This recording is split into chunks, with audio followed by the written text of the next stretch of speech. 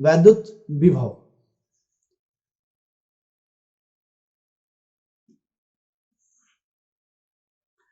वैद्युत विभव अब तक जो हमने पढ़ा है बिल्कुल वही चीज हमारे पास अब आगे है।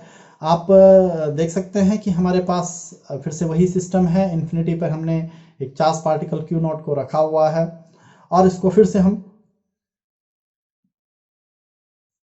फिर से मैंने अपने पॉकेट में रखा और मैं इलेक्ट्रिक फील्ड की ओर आता गया, बिंदु ए पर आया। इस समय मैंने जितना वर्क किया है हमें निकाल चुके हैं। जो वर्क किया है that was the 1/4 pi epsilon not q not over r. अगर टोटल वर्क डन को मैं डिवाइड कर दूं इसके मैग्नीट्यूड से, यानी कि इस केस में जो इसका टेस्ट चार्ज जिसको मैं कैरी कर रहा था, मैं क्यू नॉट को कैरी कर रहा था, सपोज दैट क्यू नॉट की वैल्यू मान लिया जाए कि 10 कूलाम है, सपोज दैट मान रहे हैं, वैसे हम मोस्टली माइक्रो कूलाम में ही लेते हैं, लेकिन समझने के लिए ले लेते हैं कि भाई मैंने यहाँ से इन्फिनिटी से ए बिंदु तक आने में 100 जूल काम किया और जो मेरे पॉकेट में जो चार्ज था वो था 10 कूलाम का। So the work done is the 100 and the magnitude of the charge is the 10 coulomb. तो जो विभव होगा वो मैं क्या करूंगा, टोटल वर्क डन को उसके मैग्नीट्यूड से डिवाइड कर लूंगा तो मुझे बिंदु ए पर पोटेंशियल मिल जाएगा। बहुत ही सरल सा है, यानी कि वर्क डन तो हम निकाल चुके हैं। अब मुझे केवल क्या करना है, केवल करना सिर्फ इतना है कि जो उस चार्ज का मैग्नीट्यूड है उसको क्या कर, उससे डिवाइड कर लूं टोटल वर्क डन को। तो 100 जूल कार्य किया था, 10 कूलाम मैग्नीट्यूड था, तो 100/10 and it equal to the 10। तो 10 जूल पर कूलाम हमारे पास क्या हो जाएगा, विभव हो जाएगा। So the V is equal to W over q not, यानी कि टोटल जितना वर्क किया गया है, राइट, और उसको डिवाइड कर दिया है जो चार्ज पार्टिकल को मैंने कैरी किया था उसके मैग्नीट्यूड से। अगर इसकी यूनिट देखना चाहें तो कार्य की जो यूनिट होती है वो जूल है और आवेश की कूलाम है। जूल पर कूलाम, लेकिन जूल पर कूलाम की जगह हम मोस्टली यूज करते हैं वोल्ट। अलेक्जेंड्रा वोल्टा के नाम पे काफी फेमस साइंटिस्ट, सेल के फील्ड में काफी काम किया था इन्होंने, तो उनके रिस्पेक्ट में वोल्ट, और आगे भी हम जब यूज करेंगे तो वोल्ट ही यूज करेंगे विभव के लिए। और आप आई थिंक जनरली घरों में भी आप जो यूज करते हो तो भाई वोल्टेज इतना आ रहा है, इतना वोल्ट आ रहा है, तो यही जनरल यूज किया जाता है। अच्छा, इसको सरल बना देते हैं। हम क्यों 10 कूलाम को लेके चले। सपोज दैट मैं अगर एक ही कूलाम को लेके चलता, मैंने एक कूलाम चार्ज को अपनी पॉकेट में रखा, मैं इन्फिनिटी से चला। अब मैं अगर चल रहा हूं तो अगेन जितना वर्क डन होगा, अब मुझे उसको डिवाइड करने की जरूरत नहीं है क्योंकि मैं एक कूलाम लेके ही चला हूं, तो जितना वर्क डन होगा वही क्या बन जाएगा, इलेक्ट्रिक पोटेंशियल बन जाएगा।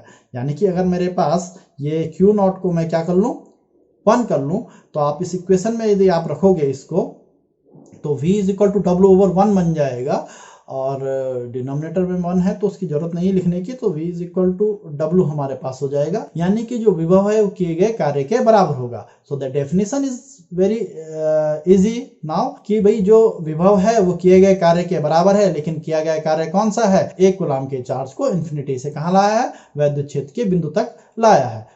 इसको रीअरेंज कर लेते हैं। देखो फिजिक्स में जो डेफिनेशन होती है कभी रटी नहीं जाती है, फॉर्मूला लर्न कीजिए, उसके बेस पे डेफिनेशन बनाइए। हमारे पास फॉर्मूले से दिख रहा है कि V W के बराबर है, यानी कि विभव किए गए कार्य के बराबर है, लेकिन वो कार्य कौन सा है, कार्य ये है कि हम चार्ज पार्टिकल को, किस चार्ज पार्टिकल को, एक कूलाम चार्ज पार्टिकल को कहां से लाए, इन्फिनिटी से वैद्युत क्षेत्र के किसी बिंदु तक लाए। तो इसको हम रीअरेंज करके लिख लेते हैं। एकांक धनावेश को अनंत से वैद्युत क्षेत्र के किसी बिंदु तक लाने में जितना कार्य करना पड़ता है वह उस बिंदु पर वैद्युत विभव कहलाता है। अब आप समझ गए होंगे कि विभव और स्थितिज ऊर्जा में क्या अंतर है। आपको दोनों ही केस में वर्क डन निकालना है। जब आपने वर्क डन निकाल लिया है तो आपका क्या निकल गया है, स्थितिज ऊर्जा निकल गया है, ठीक है। लेकिन यदि आप उस स्थितिज ऊर्जा को या उस वर्क डन को उसके मैग्नीट्यूड से डिवाइड कर लेते हो जिस चार्ज पार्टिकल को आप लेके चले थे, तो क्या हो जाएगा, वैद्युत विभव हो जाएगा।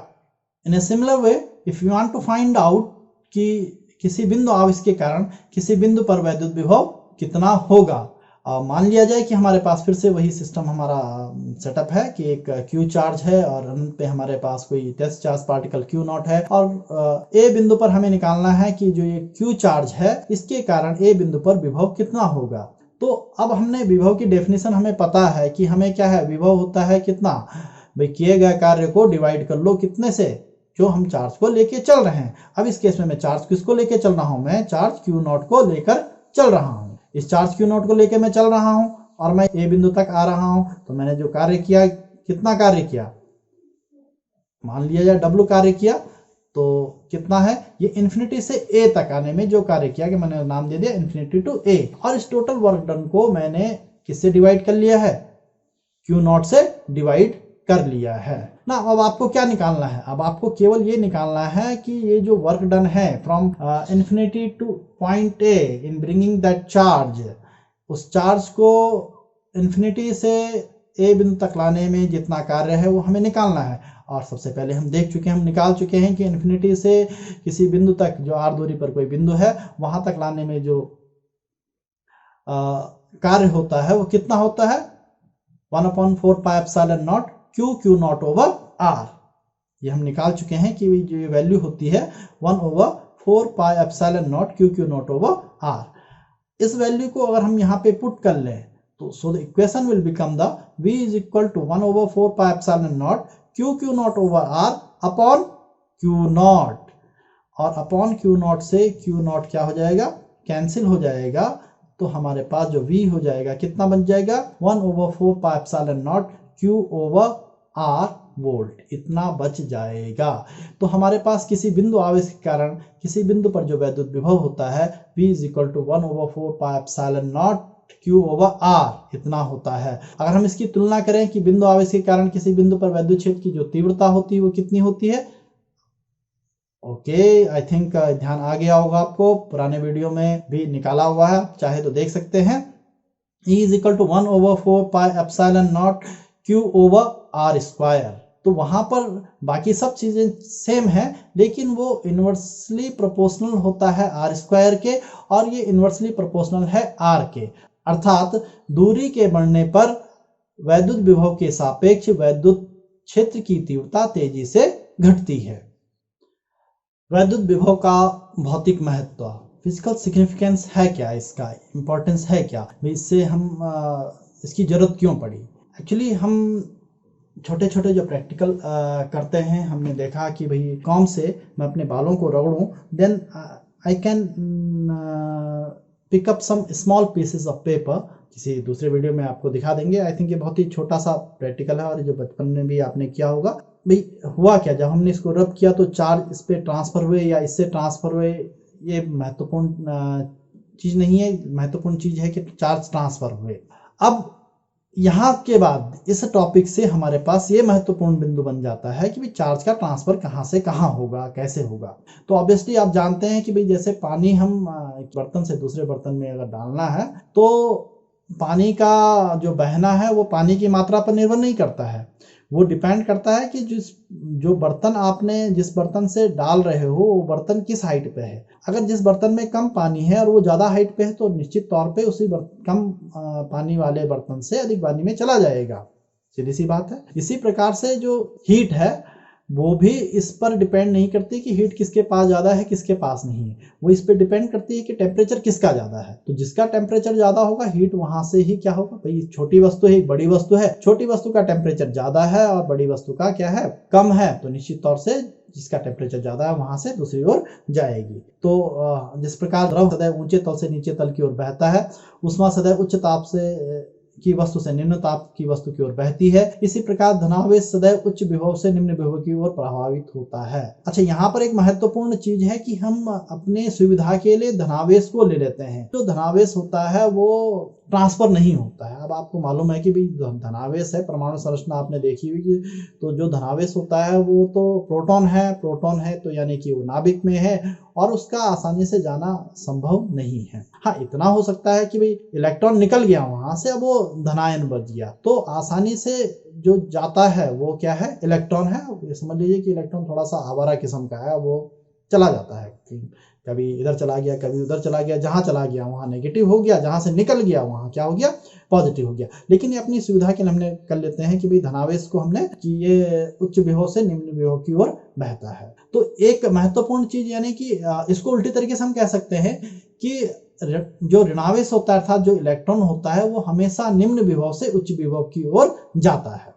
ठीक है, तो जिस प्रकार द्रव की जो बहने की दिशा है वो द्रव की मात्रा पर निर्भर नहीं करती, अपितु द्रव के तल पर निर्भर करता है, और उष्मा के जो प्रवाह की दिशा है उष्मा की मात्रा पर नहीं बल्कि उनके तापों पर निर्भर करती है। उसी प्रकार आवेश के प्रवाह की दिशा आवेश की मात्रा पर निर्भर नहीं करती, अपितु उनके वैद्युत तलों पर निर्भर करती है, और इन वैद्युत तलों को ही हम वैद्युत विभव कहते हैं। ठीक है, तो इसका मतलब क्या कह सकते हैं कि वैद्युत विभव वह भौतिक राशि है जो वैद्युत धनावेश के प्रवाह की दिशा को निर्धारित करती है। राइट, ये मैंने आपको बता दिया कि भाई ये धनावेश वाला और ऋणावेश का क्या फंडा है। यदि दो वस्तुओं के विभव समान हो तो उन्हें संपर्क में लाने पर आवेश का प्रवाह बिल्कुल नहीं होगा। ये ठीक वैसे ही दो ऑब्जेक्ट हमारे पास है, दोनों का टेम्परेचर सेम है तो कोई भी हीट का ट्रांसफर नहीं होगा। तो अब इससे फर्क नहीं पड़ रहा है कि वस्तु छोटी है बड़ी है क्या है, लेकिन दोनों का अगर विभव समान है, कितना भी चार्ज इसमें क्यों ना हो, कितना किसमें क्यों ना हो, लेकिन दोनों का अगर विभव समान हो तो इन दोनों को अगर हम कॉन्टेक्ट में रख लेंगे तो no flow of the charge takes place, कोई भी आवेश प्रवाहित नहीं होगा। लेकिन इसके विपरीत यदि दो भिन्न भिन्न विभवों की वस्तुओं को एक दूसरे के संपर्क में लाएंगे तो निश्चित तौर पर आवेशों का बहना प्रारंभ होगा। और कहां से कहां होगा आवेश का बहना? धनावेश का बहना उच्च विभव से निम्न विभव की ओर होगा, या हम इसको उल्टे तरीके से ये भी कह सकते हैं कि ऋणावेश क्या होंगे? निम्न विभव से उच्च विभव की ओर जाएंगे। ऋणावेश कहां से जाएंगे? निम्न विभव से उच्च विभव की ओर जाएंगे। एक टॉपिक और देख लेते हैं कि वैद्युत विभवांतर। सो अपना सेटअप हम देख लेते हैं। Again now look here, this time हमारे पास चार्ज पार्टिकल है, इन्फिनिटी पे है। मैंने फिर से बहुत सारा काम करना पड़ रहा है। अगेन फिर से इसको मैंने अपनी पॉकेट में रखा इस चार्ज पार्टिकल को, और मैं इन्फिनिटी से चल दिया। कहाँ? मैं इस समय गया बी पॉइंट पे। कहाँ पे गया? बी पॉइंट पे। हम डिस्टेंस को ना देखें, अभी हम सिर्फ बी पॉइंट को देख रहे हैं, what ever the distance is. अच्छा, अब क्या करते हैं भाई? हमने कहा कि भाई बी तक मैंने कैलकुलेट कर लिया, जो भी हमारे पास क्या है वर्क डन है, और मान लिया वो कितना हो गया, W इन्फिनिटी टू बी हो गया। राइट, अब इसकी जो वैल्यू होगी कितनी होगी? सीधी सी बात है, V B is equal to, यानी कि बी पर जो पोटेंशियल होगा वो कितना होगा? Integration B to infinity, right, W B to infinity q not. याद रखो कि भाई आपकी बुक में इन्फिनिटी टू बी होगा विद द नेगेटिव साइन होगा, और वो नेगेटिव साइन का फंडा मैं आपको पहले ही क्लियर कर चुका हूं, और पोर्शन को आप जरूर ध्यान से देखें कि वो नेगेटिव वाला जो पोर्शन है वो किस कारण से है। राइट, अगर आपके बुक में यहाँ पे नेगेटिव साइन यूज किया हुआ है तो आप ये जरूर देख लें कि यहाँ पर जो इंटीग्रेशन की जो लिमिट होगी वो इन्फिनिटी टू बी होगी। Right, so this is the amount of work done, W B infinity, और जो पोटेंशियल होगा divided by the Q naught. So हमने निकाल लिया। अब मैं फिर से वापस इन्फिनिटी पर गया और इन्फिनिटी से पॉइंट ए पर आया। अब ए तक लाने में जो कार्य किया गया होगा वो डब्ल्यू इन्फिनिटी टू ए हो जाएगा, और तब हमारे पास ए पर जो पोटेंशियल होगा वी ए, उसकी वैल्यू कितनी हो जाएगी? Integration A to infinity W A infinity over q not. Now अब जरा इतना तो आपको दिख ही रहा है कि दोनों पॉजिटिव चार्ज हैं। इन्फिनिटी से मैं चला बी तक, इन्फिनिटी से चला ए तक, तो किस केस में वर्क डन ज्यादा हुआ होगा? ऑब्वियसली बिल्कुल सही, ए तक जाने में ही ज्यादा वर्क हुआ होगा, क्योंकि ए तक जाने में मुझे ज्यादा डिस्टेंस ट्रेवल करना पड़ा। तो सीधी सी बात है कि वहां तक वर्क डन ज्यादा है तो वहां पे पोटेंशियल भी क्या होगा? ज्यादा होगा। बी पर वर्क डन कम है तो वहां पर पोटेंशियल भी क्या होगा? कम होगा। कौन सा बड़ा हो गया? वी ए बड़ा हो गया और वी बी क्या हो गया? छोटा हो गया। तो हम दोनों का डिफरेंस निकाल लेते हैं, वही क्या हो गया हमारे पास? पोटेंशियल डिफरेंस या वैद्युत विभवांतर हो गया। तो V A minus V B, मैं क्या करूंगा कि इसमें से इसको माइनस कर लूंगा इक्वेशंस को। V A minus V B, put the value again, A to infinity W A infinity q over q not minus integration B to infinity W B infinity over q not. ये हमने रख दी value.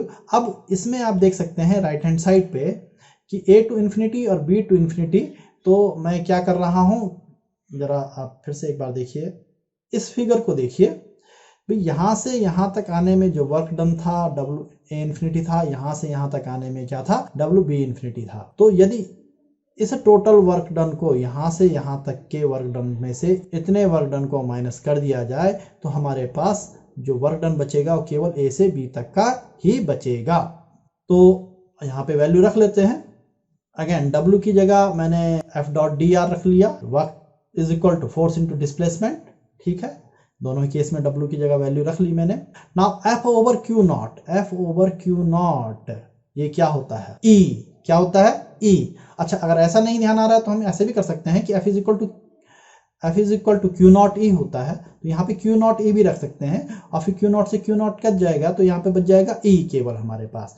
या फिर हमने यहाँ पे क्या रखा, एफ ओवर क्यू नॉट की जगह ही क्या रख लिया, ई रख लिया, तो ई डॉट डी आर, तो यहाँ पर भी क्या आ जाएगा, ई डॉट डी आर आ जाएगा। सेम सिचुएशन हमारे पास यहाँ पे, राइट, आप देख सकते हैं ये क्लियर हो चुका होगा आप लोगों को। ई कहाँ से आया, एफ ओवर क्यू नॉट की जगह क्या आ गया, ई आ गया। इसको हम कैसे लिख सकते हैं कि V A minus V B अपनी जगह पर है, और इन दोनों को मैंने क्या कर लिया कि ए से चले थे हम इन्फिनिटी चले थे, बी से इन्फिनिटी, इन दोनों को माइनस कर दिया तो ए टू बी आ गया। इन दोनों को माइनस करके क्या आ गया, ए टू बी वाला पोर्शन जो आपको फिगर में बताया कि इन्फिनिटी से ए तक का जो वर्क डन है उसमें से हमने इन्फिनिटी से बी तक के वर्क डन को घटा दिया, तो ए से बी तक का वर्क डन ही बच गया हमारे पास। तो ए से बी तक का work done E dot d are. Well, आपकी किताबों में जो अक्सर होता है वो होता है V B minus V A is equal to minus integration A to B E dot d r. तो किताबों में जो फॉर्मूला है वो इस तरीके का फॉर्मूला है, राइट। तो यहाँ से आपने देखा कि मैंने आपको पहले भी कहा कि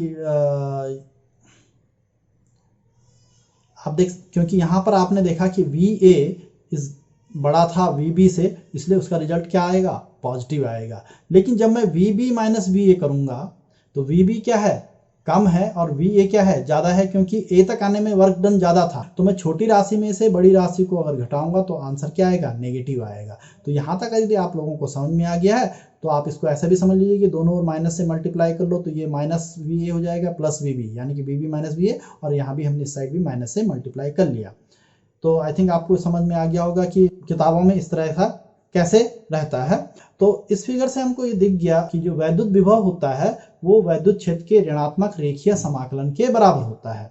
हम देख रहे हैं कि ये D R E dot d are है, अर्थात रेखीय समाकलन है, और ऋणात्मक रेखीय समाकलन है। कैसा है, ऋणात्मक रेखीय समाकलन है। अगर हम वैद्युत विभव को वैद्युत क्षेत्र के रेखीय समाकलन के रूप में लिख रहे हैं तो हम इसका उल्टा भी कर सकते हैं। इसका उल्टा अर्थात हम वैद्युत क्षेत्र को क्या लिख सकते हैं, वैद्युत विभव के, भाई समाकलन का उल्टा क्या होता है, अवकलन, यानी कि उसके अवकलज के रूप में लिख सकते हैं। वैद्युत क्षेत्र को वैद्युत विभव के अवकलज के रूप में लिखा जा सकता है। कैसे लिखा जा सकता है, तो इसको देख लें। तो हम जानते हैं कि बिंदु आवेश के कारण किसी बिंदु पर वैद्युत क्षेत्र की जो तीव्रता होती है E is equal to 1/4πε0 Q/r², right. इसको इक्वेशन फर्स्ट नाम दे देते हैं। और देन हम बिंदु आवेश के कारण किसी बिंदु पर जो वैद्युत विभव होता है उसको भी लिख लेते हैं, V is equal to 1/4πε0 Q/r, this much, okay. अब समीकरण 2 का हम अवकलन कर लें जरा। तो dV is equal to dV by D R, R के सापेक्ष अवकलन कर रहे हैं, तो d by D R of V is equal to d by D R of 1/4πε0 Q/r। हमने आर के सापेक्ष समीकरण 2 का क्या किया, अवकलन किया। क्योंकि आर के सापेक्ष कर रहे हैं, राइट हैंड साइड में हम देख सकते हैं, तो 1/4πε0 ये कांस्टेंट है, बाहर आ जाएंगे, यानी कि हमारे पास फॉर्मूला होता है d by D x of x की power n, this is the x is equal to n x की पावर n माइनस 1। सो हमारे पास फॉर्मूला है डिफरेंशिएशन का दिस मच। तो हमारे पास यहाँ पे इस कंडीशन में 1/4πε0 Q कांस्टेंट है, तो हमारे पास क्या बच जाएगा, d by D R of 1/r है, 1/r को हम ऊपर ले जाएंगे तो r की पावर -1, r की पावर -1। अब यहाँ पर हम n की जगह -1 को रख लेंगे तो कितना आ जाएगा, रखते रहिए, -1 x की power -1 and -1, so it will equal to the minus x की पावर -2। न्यूमरेटर में पावर माइनस में है तो इसको कर लेते हैं -1/x की पावर 2। क्लियर। अब x को आप r से रिप्लेस कर लीजिए, so it will equal to the 1/r², right. तो इस वैल्यू को यहाँ रख लें। वैल्यू यहाँ रखेंगे तो हमारे पास माइनस जो आया था हमने बाहर ले लिया, 1/4π∗q/r²। लेकिन 1/4π∗q/r², इक्वेशन 1 से देखिए किसकी वैल्यू है, e, तो इसको क्या लिख सकते हैं, dv/dr is equal to minus, और ब्रैकेट का जो क्वांटिटी है उसकी जगह हमने क्या लिख लिया, e लिख लिया। So the e is equal to minus dv/dr। तो हमने देखा कि वैद्युत क्षेत्र को हम वैद्युत विभव के अवकलज के रूप में लिख सकते हैं। This is the very important relation. ये इसलिए कई बार जो वैद्युत क्षेत्र का जो मात्रक होता है वो इस फॉर्मूले से dv/dr से वोल्ट पर मीटर भी होता है। तो कई जगह आपने देखा होगा कि वोल्ट पर मीटर मात्रक है वैद्युत क्षेत्र का। सो सफिशिएंट फॉर दिस वीडियो। उम्मीद है कि आपको वीडियो समझ में आ गया होगा। जो बारीक चीजें इस वीडियो के माध्यम से आपको बताने की कोशिश की हैं उसको जरूर आप उस पर एम्फेसिस रखिए। अदरवाइज ये सारे डेरिवेशंस आपकी किताबों में भी हैं। जो महत्वपूर्ण बिंदु वीडियो के माध्यम से बताए गए हैं उन पे आप अपना फोकस रखेंगे।